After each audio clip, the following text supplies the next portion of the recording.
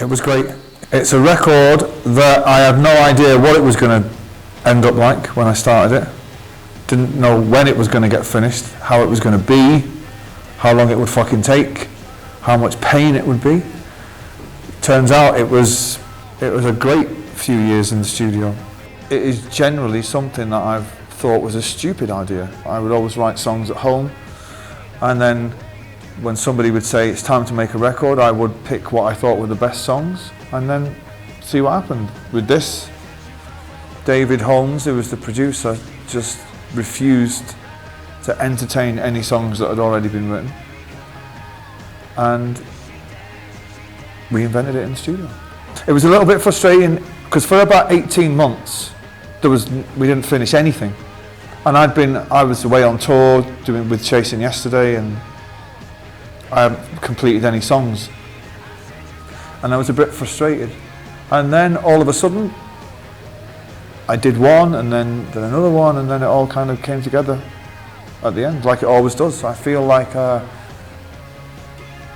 was being guided by something, because at one point I thought it'll never get finished, and then all of a sudden it was finished. It's like amazing. You know, if I was like a normal rock star, I'd bullshit you now and say, hey man, like the answer is in the record, man, and like, but really I'm not like an ordinary rock star, so it's kind of like, I don't know. It sounded like a good title to me. I'd written the song, The Man Who Built the Moon. I put them both together, and there we have it. You know, it's open to interpretation. I wouldn't call them love songs, but there's a lot of love and joy and hope on the record. Yeah. To say something is a love song conjures up visions of Adele. They're not love songs, but they are songs about girls. All the best songs are about girls, all right. So to write a song like Holy Mountain, which is about the joy, beauty and truth and beautiful women and nightclubs and fucking taking drugs and all that, that's like a revolutionary act in today's world. Very easy to be consumed by hate, and people that do it, good luck to them. Good luck to them. It's not something that I choose to fucking deal with. And our government seemingly are powerless to fucking stop this shit.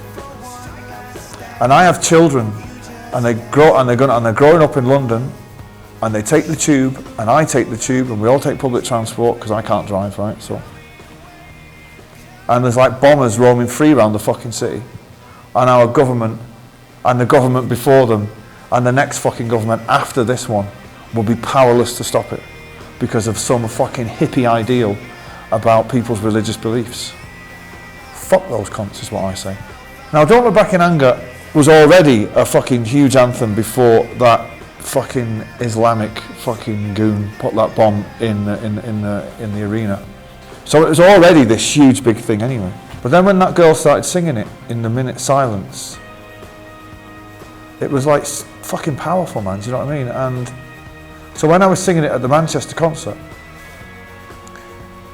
a little part of you is kind of like, fucking wow, this is just, you know, wow, you know. But then the bigger part of you is wishing the whole fucking thing had never taken place in the first place, you know, and that your song was just the same thing as it was. Stand out beside the fireplace, take that look from off your face. You ain't ever gonna burn my heart out.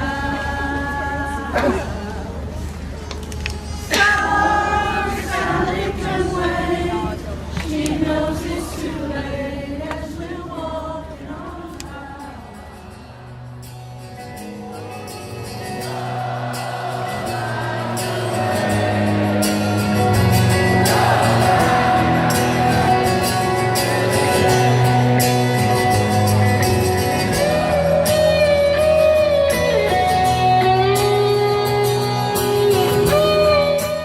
Glad I lived through the 90s where records and CDs and all that meant something to people. You know, now it's just entertainment, and the music reflects that, I think. But the music business now is, you know, people don't own anything. They rent it, you know what I mean? You rent music from Spotify. Well, you don't fucking rent it from me, you know what I mean? So, I don't know. I struggle with it, I've got to say, the streaming thing. It's ensured that there's more younger people at my concerts, right? But I don't know. I'd rather they bought records. Snow slowly walking down the hall, faster than a cannonball. Where were you while we were getting high? Someday you will find me caught beneath the landslide in a champagne supernova in the sky. Someday you will find me caught beneath the landslide.